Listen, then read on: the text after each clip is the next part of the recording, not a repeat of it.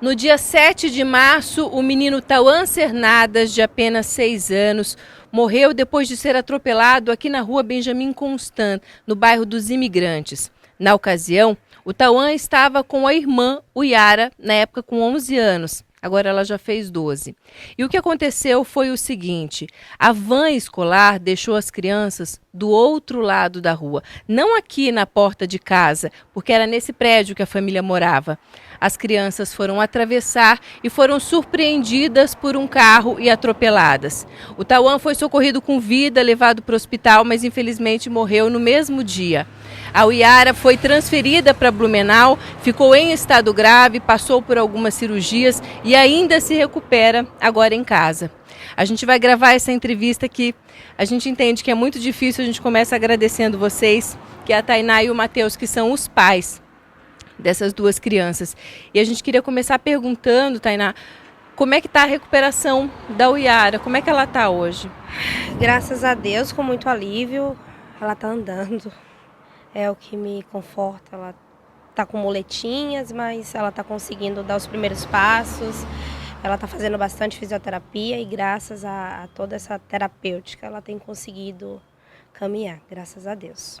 Vocês dois são enfermeiros, né, Matheus? Explica um pouco mais dessa lesão da Uyara e o tempo que ela ainda vai se recuperar plenamente. A Uyara, ela teve uma lesão na pelve, uma lesão grave. Além disso, ela teve um sangramento no cérebro e teve contusão nos pulmões.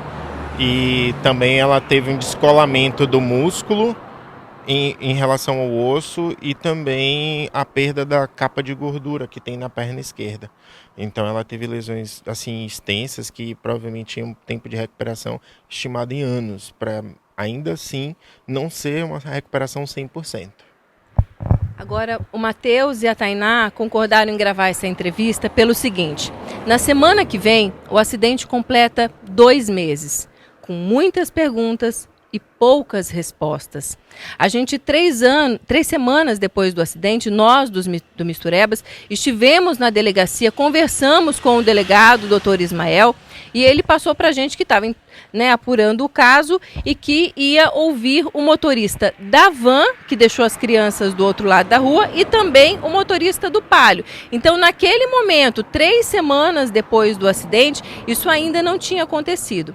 Eles foram ouvidos, só que o que a gente apurou? Eles não foram ouvidos, o motorista da van, na condição de suspeito, como o delegado disse que ia fazer. Ele disse para a gente que ele seria ouvido na condição de suspeito, mas o que a gente apurou agora é que ele foi ouvido na condição de testemunha. Então, qual é o sentimento de vocês, de quase 2 meses depois, Matheus, não ter uma resposta sobre a morte do Tauan? O que nós pensamos é como se nada tivesse saído do lugar. Essa é a sensação que nós temos. Então a gente quer buscar transparência, a gente quer as informações, a gente não conseguiu ter acesso ao inquérito policial na sua integralidade, só parcial mesmo, né? Então tudo que a gente deseja é acompanhar de fato, porque uma coisa não vai voltar, que é a vida do nosso filho.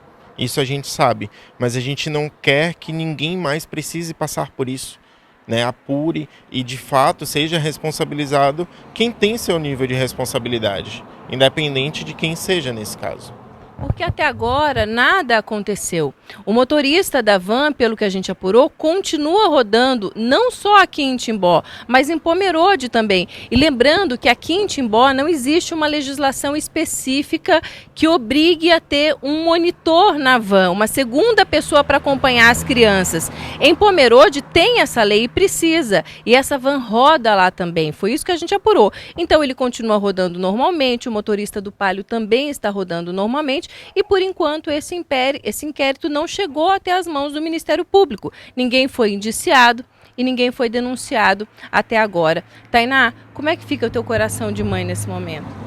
Eu vivi todas as etapas do processo. Eu vivi o sepultamento de Tauan, eu estou vivendo a recuperação de Uyara, vivi o internamento, estou vivendo a recuperação de Uyara. Mas na minha cabeça está faltando uma peça, que é sentir que esse processo está rodando, que infelizmente eu não estou com essa sensação. Eu confio na justiça, Eu sei que as coisas vão acontecer, mas eu estou me sentindo parada, paralisada no tempo. Meu filho, infelizmente, todo dia é uma dor, não é saudade ainda, porque eu preciso que as coisas façam sentido, que elas ainda não estão fazendo para mim. A gente entrou em contato novamente com o delegado, com o doutor Ismael, e ele disse o seguinte, o que falta para fechar o inquérito é um laudo pericial sobre a velocidade do Palio, para apurar se o carro estava acima da velocidade. Aqui na Benjamin Constant, onde aconteceu o acidente, o limite de velocidade é 50 km por hora. E ele disse que só vai falar sobre o caso quando tiver todos esses elementos. Naquela primeira entrevista, 3 semanas após o acidente, o delegado disse que, a princípio, registrou o caso como morte violenta no trânsito, mas que esse inquérito poderia evoluir para homicídio culposo, dependendo das investigações. Agora, eu quero fazer uma outra pergunta, muito pessoal, porque o Matheus e a Tainá acharam melhor mudar daqui do prédio, né? Porque nós estamos no exato local onde aconteceu o acidente. E depois da recuperação, que a Yara veio para casa, vocês acharam que era melhor mudar o ambiente, né, Matheus? Na verdade, desde antes, quando ela chegou, foi transferida do Hospital Santo Antônio aqui para o Oase, que os 2 locais forneceram um acompanhamento incrível para nós. A equipe médica, juntamente com a psicologia, indicou para a gente que a retirada dela do local do acidente, porque aqui era a nossa casa, né? Então, ela iria ter contato com o local e talvez pudesse acionar algum tipo de gatilho relacionado a esse trauma dela. Então foi melhor que a gente fizesse a mudança do endereço para que preservasse a questão psicológica dela, que a gente até hoje não sabe 100% como é que ela tá. Ela fala do irmão com saudade, com carinho, com muito amor, mas ela não consegue tratar de muitos pontos, né? É uma defesa que o próprio corpo dela está fazendo e que a mente dela vai fazer. Então, o nosso maior medo é que ela tenha algum dano psicológico grave para o restante da vida e isso impeça ou atrapalhe o crescimento dela. Você estava me contando antes da gente começar a gravar, Matheus, que no dia do acidente vocês chegaram a acompanhar da varanda de casa, porque vocês estavam esperando as crianças chegarem da escola, né? Sim, o horário estimado de chegada era em torno de 18h40, 18h45. Naquele dia eles chegaram mais cedo, né? E nós estávamos em casa, eu já estava deitado para poder brincar com a nossa filha mais nova. E foi quando a Tainá me chamou, disse que estava tendo alguma coisa na rua e tinha caminhão de bombeiro, as ambulâncias, estavam todo mundo aqui, né? Foi quando eu falei para ela, olha, tem alguém grave ali. A gente não sabia que era uma pessoa só ou 2, mas no aplicativo dos bombeiros ele mencionava ser 2 vítimas. Ela estava sem óculos, então eu narrei todo o atendimento para ela, porque eu trabalhava no pronto-socorro, né? Então eu tinha contato com o pessoal do resgate e foi quando eu narrei absolutamente tudo o que estava acontecendo. Cheguei a encaminhar uma mensagem para o pessoal do pronto-socorro para que se preparassem para a chegada dessas vítimas graves que iam para lá, não sabendo que eram nossos filhos que estavam ali, porque a gente não conseguia reconhecer, né? Tendo em vista a distância, e a gente só conseguia visualizar um corpo que era o da Yara. O do Tauan a gente não visualizava da varanda de casa. Que momento vocês ficaram sabendo? Foi alguns minutos depois, quando a coordenadora de lá do hospital, ela ligou para mim e pediu para que eu fosse para lá. E foi aí que ela falou, seus filhos foram atropelados.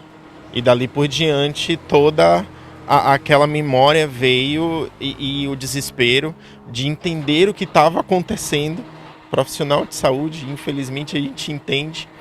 E é uma lembrança que fica marcada, né? A gente nunca vai esquecer daquele momento, infelizmente. E olha, Matheus, a morte do Tauan, ela marcou toda a cidade, né? Gerou muita comoção, muita comoção. Eu acho que não teve ninguém na cidade que não ficou muito comovido, muito tocado com a história. Então, a gente faz da voz desses pais a nossa voz também, como imprensa, como Misturebas. A gente se coloca à disposição de vocês, porque agora a justiça tem que andar, né? O inquérito policial tem que andar, o Ministério Público tem que denunciar e tem que ser cobradas as devidas responsabilidades, né? Tem que ser apurado de fato o que aconteceu, porque a sensação que existe nesse momento é que não se andou quase nada. Tainá, você quer deixar uma última mensagem para a gente encerrar? Meu filho era cheio de vida. Meu filho era a pessoa que mais amava a vida. Meu filho era uma pessoa conhecida por muita gente no hospital. Meu filho dizia que quando ele crescesse ele queria ser enfermeiro como o pai, e ele era fascinado por tudo aquilo que representasse o cuidado de alguém à vida, né? E agora só fica a saudade dele. E eu quero sentir que isso vai ter o retorno das devidas responsabilidades para que eu possa seguir minha vida e que minha dor hoje ela se transforme de fato em saudade. Que, infelizmente, esse momento que doeu, dói e continuará doendo em nós, não afete outras pessoas daqui para frente.